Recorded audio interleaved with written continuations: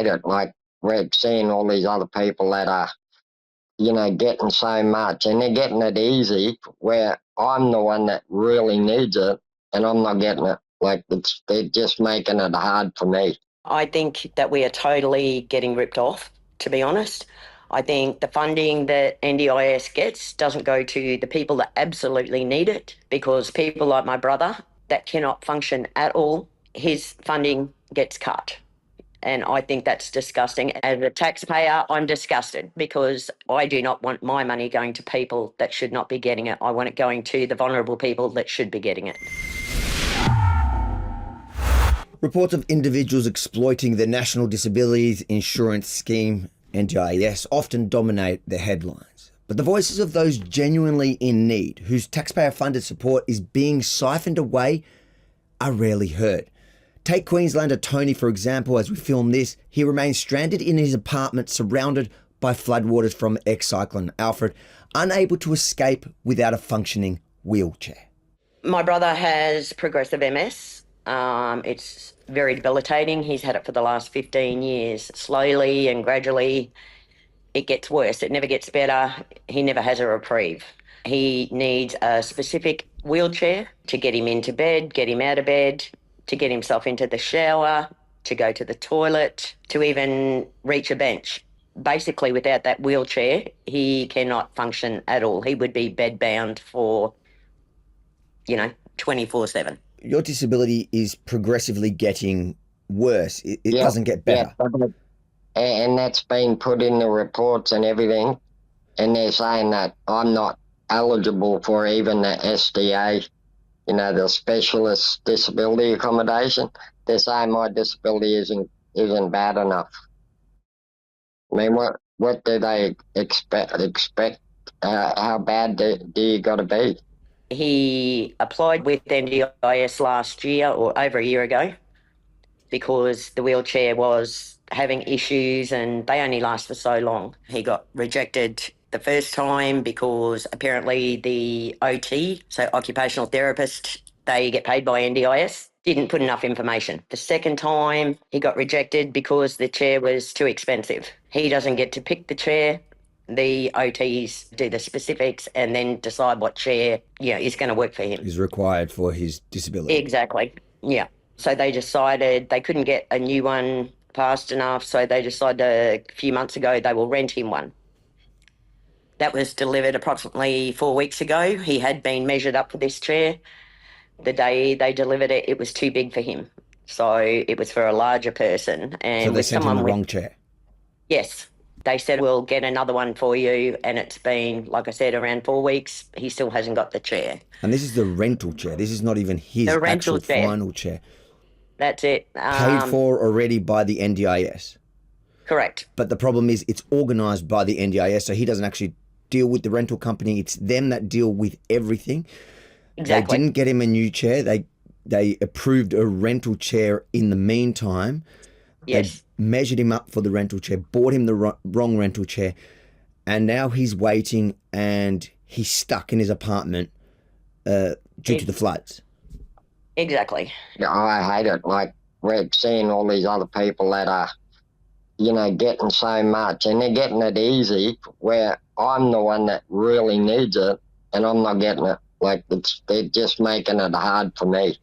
I've never had this problem. Like, I've been on NDIS since about 2013, and I didn't have this problem until probably the last couple of years, and it's just getting harder and harder. Why do you think it is getting harder when your disability is clearly getting worse over time? So if anything, your funding should automatically go up to ensure that you can pay for the for the needs. It doesn't. My funding has gone down. Why? And I don't know. I really don't know. Do you think that they're running out of money? There's so many people rorting the system that now... I think that's exactly what I think it is. It's people rorting the system, so they're just starting to knock everyone back. And you're the ones to pay the price, the people with real actual disabilities that cannot function without the support. Yeah, that's right. Yep.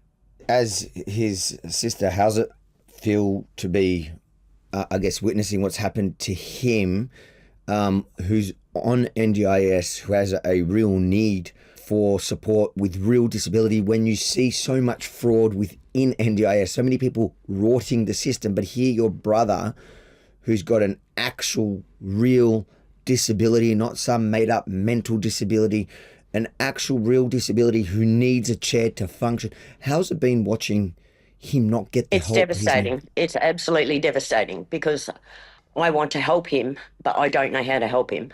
He tries to be as independent as possible. I worry about him because he lives away from me. If he falls, he can't do anything. He can't get off the ground, but I can't just be there in 10 minutes. Like, I've got to call an ambulance. I'm scared for him. How are you surviving the next few days or You, whatever it is? you can get out and like get up to Aldi's, but there's a lot of flooding around here and everything. So, Are you able to do that with your chair that you've got now? with this one, yeah, it's hard. Like it goes really slow, and it's I mean it'll get me by, but it's so hard. Like when I go to bed, the chair I'm used to, it raises up, and I have my feet on that, and so it lifts my legs up to the bed height, and then I can just move my legs across. Where I can't right now. I've literally got to struggle to lift my legs up from the floor onto the bed, which is so hard. And it's horrible. And to be able to get to the shops now, have you gone in this wheelchair? No. Are you too No. scared to go? Yeah, it's just going to be too hard. No chair, flooding on top. What do you want to see happen?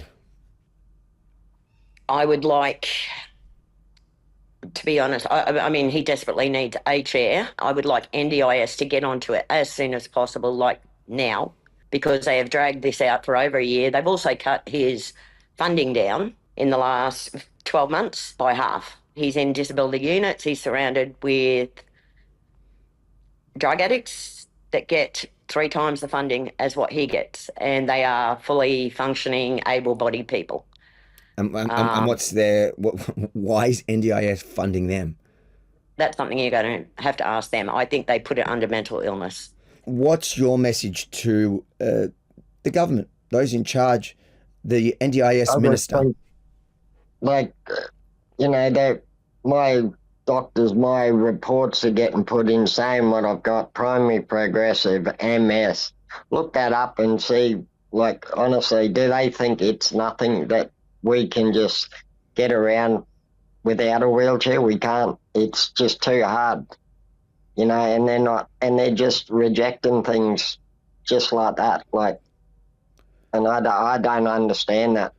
Do you think that the NDIS needs a review, the entire system needs a review to cut the rorts and to help those that actually need it? Yeah, for sure, because there's so many people that are doing that. They're ripping them off, and I know they are, But just, it sucks. It's like really does for people that really need it. They're making it, hard for us. We hear stories every day about the rorting of NDIS. So it's no big secret that people are rorting the system. But here we have somebody in desperate need, and we're going to put the questions to NDIS directly about your brother. Yes. And what's your message to, I guess, the average Australian that's watching this, that's I guess sick of hearing about the rorts within the system and potentially triggered by even hearing the NDIS board up? What do you want to say to the average Aussie?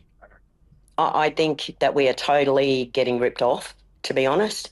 I think the funding that NDIS gets doesn't go to the people that absolutely need it. I think a lot of the illnesses that are allowed to claim this NDIS should not be on there, because people like my brother that cannot function at all, his funding gets cut. And I think that's disgusting, and that's where we think our tax money is going to those people.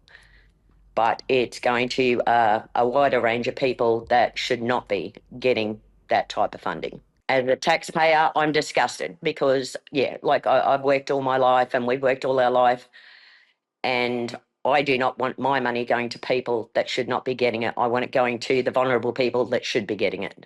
Absolutely, and I think every Aussie taxpayer would agree. So since speaking with Tony and his sister on Monday, I've directly contacted the NDIS as promised to seek clarification.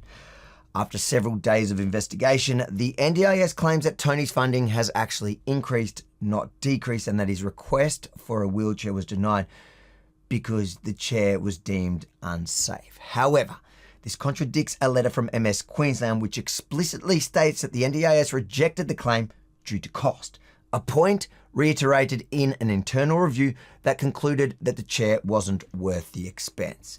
I will say though, over the past few days, the NDIS media team has made a genuine effort to assist, and their full public statement on Tony's case is available on our website. That said, some of their off-the-record comments to me raises questions as they don't fully align with the evidence.